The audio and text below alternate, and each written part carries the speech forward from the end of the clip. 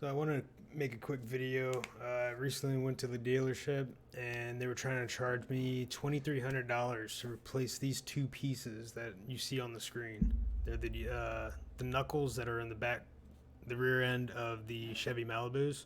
That bushing that's at the very bottom is what goes bad. And in this video, you can see uh, the movement is, you can just tell that it's worn out, and they don't sell just a replacement bushing. You have to replace the entire knuckle. So here's the movement.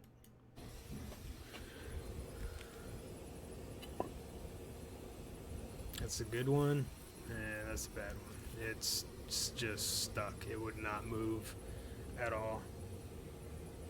And then the other one is free moving. So when I first started this project, I didn't want anybody else to have to go through what I did, trying to get this fixed. It sounds really bad, but it's not really as bad as it is. It's just that bushing's going bad, and it just keeps getting stuck, and it'll click, and it sounds like something is clunking in your rear end.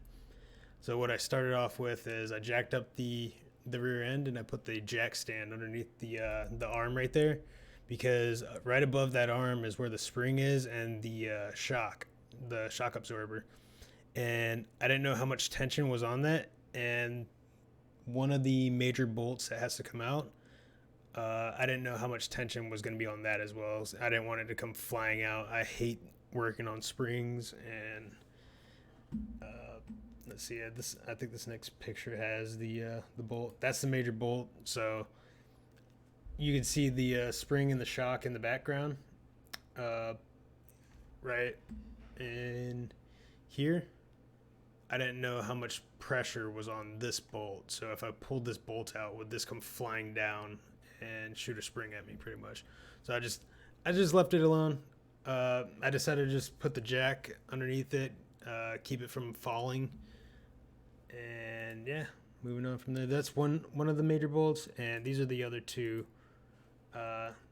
This one right here and that one right there. Those are the other two. These are 21. These are another two holding it up. These are 21 millimeter bolts, right?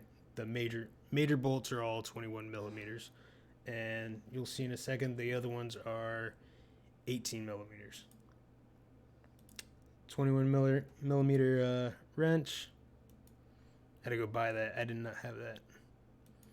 All right, and then the next thing that I took off was the brake caliper and the whole brake assembly, pretty much.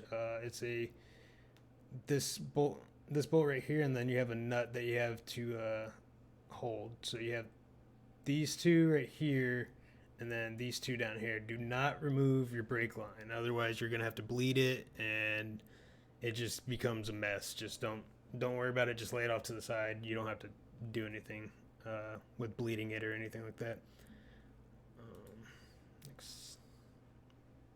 These are you can see it, 1, 2, 3, 4, 5 18 millimeter bolts that hold the hub to the knuckle, and the brake assembly to the knuckle as well. Here's another picture of it. You can't see the fifth one, but there's 1, 2, 3, 4, and the other one's behind this little arm right here. Just another angle of it. And then there's a sensor that goes into the wheel hub. It's just a 10 millimeter socket. And this is me, after I removed everything, this is me putting it all back on. I found a few issues with just trying to put it on normally with the top one and then the bottom one. When you do that, one of the arms has a little bit of pressure, so you have to pull down on it to get the top bolts that were going parallel to the ground, to get those to go in. So you had put the bottom one in, and then you put these back two in. So it's this main bottom one, and then these back two. Because if you do this bottom one and then the top ones right here, connecting to these arms up here, these holes will not line up, and it's easier to get these to line up with that it's easier to do that than to get these to line up with those holes, like right here. All right, next slide. All right, this is me tightening it all down. You see in the background, I already have these semi-tight. I don't have them fully tightened down. 21 millimeter ratchet socket and wrench to get these going. This is actually the old one, me taking off the old one. So this same concept of the 21 millimeter ratchet, 21 millimeter wrench, and then that's the new one that was put in. So I have it semi in right here with these ones pretty much all the way through, and then the back ones are in as well. And install the sensor again. Okay, so the brake dust cover, just make sure that this hole is facing the driver's side. Don't put it like down here or up top. It has to face this way, otherwise your brake pads won't go on. This whole dish thing will block your brake pads from actually going on.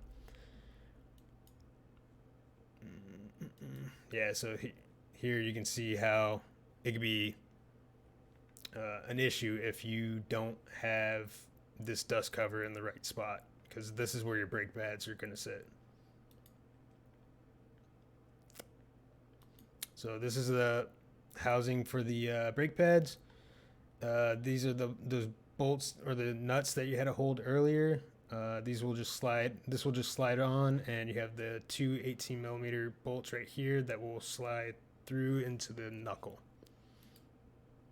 Also, so when you take your brake caliper off, there's still going to be brake pressure in the line. So if you go to try to put your brake caliper back onto your brake pads, that cylinder will be sticking out too far, so you won't be able to get it on. So if you grab a clamp, put it as center as possible in your caliper, and you just crank it a few times, and it'll push the piston back in just enough so you can get it over your brake pads. And then, let's see, do I have another photo? Nope, that's it.